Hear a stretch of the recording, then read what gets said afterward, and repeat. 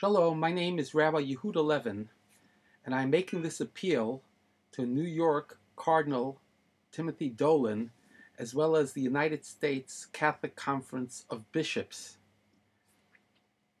A while back in New York City, I got in a bit of trouble when I had a press conference outside of St. Patrick's Cathedral during the gubernatorial election between Republican Palladino and Liberal Democrat Andrew Cuomo, in which I called upon Cardinal Dolan to tell both of these Catholic politicians what the church view was on the homosexual agenda. At that time, it was approximately 3/4 of a year or so after, or maybe a year or so after Cardinal, then Archbishop Dolan had come to New York, and I had been reaching out unsuccessfully to try to meet with him, as I had been friends with the late Cardinal O'Connor and had been an activist on issues of homosexuality and abortion, having delivered the Jewish remarks at the March for Life for over 3 decades, over 30 years. And I was unable to have the opportunity to meet with the then Archbishop. And it seems that I got myself in trouble and was taken to the woodshed because Archbishop Dolan's spokesman, Zwilling, and others at the church at the time expressed upset that I came outside of the church, and somehow that was considered to be critical. And I explained that I had been called by the church to defend St. Patrick's Cathedral from the onslaught of the homosexuals during their annual parade for many years, and I didn't think of this as an offensive act, but rather as solidarity and respect for the tremendous role that the Catholic Church, and in particular the Catholic prelates such as Cardinal Dolan, plays in dealing with family values issues. Anyhow, I'm not making that mistake this time.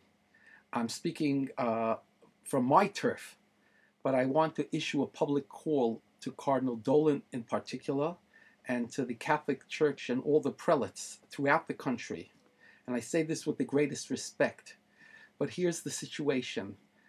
Not very long ago, the Cardinal gave an interview in which he sought to explain the fact that the church didn't do enough in New York State to prevent the passage of homosexual marriage. And he indicated that they were blindsided, or they believed the Republicans who were telling them that the legislation wasn't going to pass.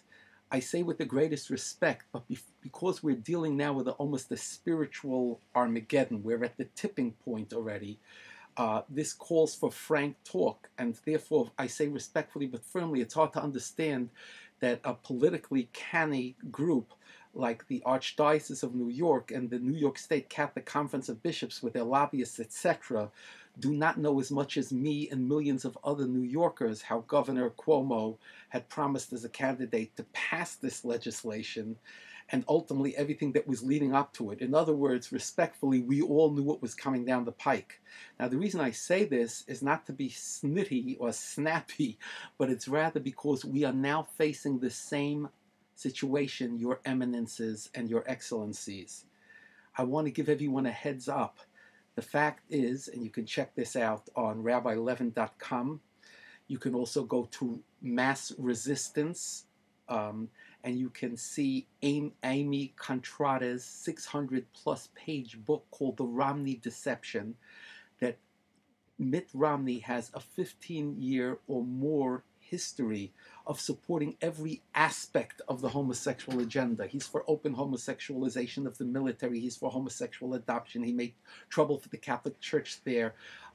He's done everything sort of endorsing homosexual marriage. Oh, he's holy. He's against homosexual marriage, but he's for partnership and domestic unions and twisting the arms of the county clerks in Massachusetts to support and to perform homosexual marriages, and on and on. So now we're faced by a situation of Romney versus Obama in the election, and I'm pleading with the cardinals and the bishops, please, respectfully, I beg you, don't tell us afterwards you didn't know, you didn't realize.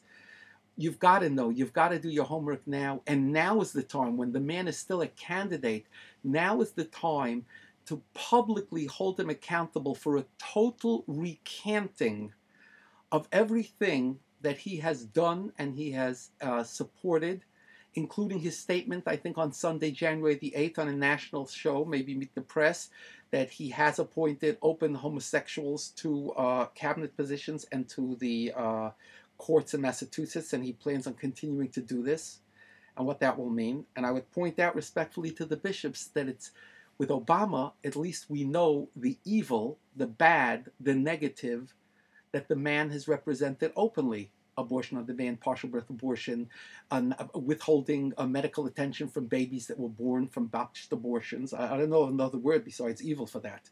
But with Romney, he masquerades as a social conservative, and he's got all of these religious leaders giving him the kosher certification. Where is the Catholic Church? We need your help now. You're the big boy on the block.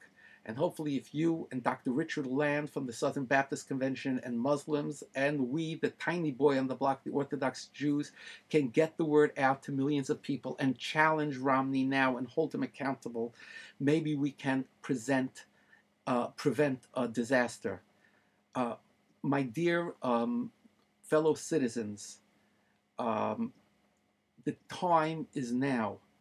We dare not allow, by dint of silence or timidity, by design or by ignorance, we dare not allow the tens of millions of faithful, of family faithful, who are faithful to their church, to allow this man, Romney, who I call the godfather of the proclamation of Gay Pride Youth Day and the father of the homosexual marriage movement in America, because Romney allowed it to happen while screaming the whole time, no, no, I'm against marriage. I'm for everything short of marriage, domestic partnership, civil unions, which is all the same thing.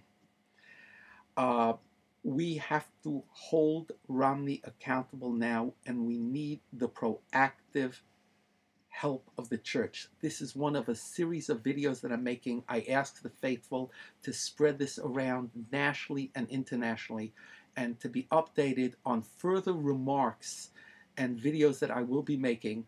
Please go to my website, rabbilevin.com. Thank you, and let's hope that we can awake the sleeping giants of those of us who are supposed to be God loyalists, not politicians. Thank you.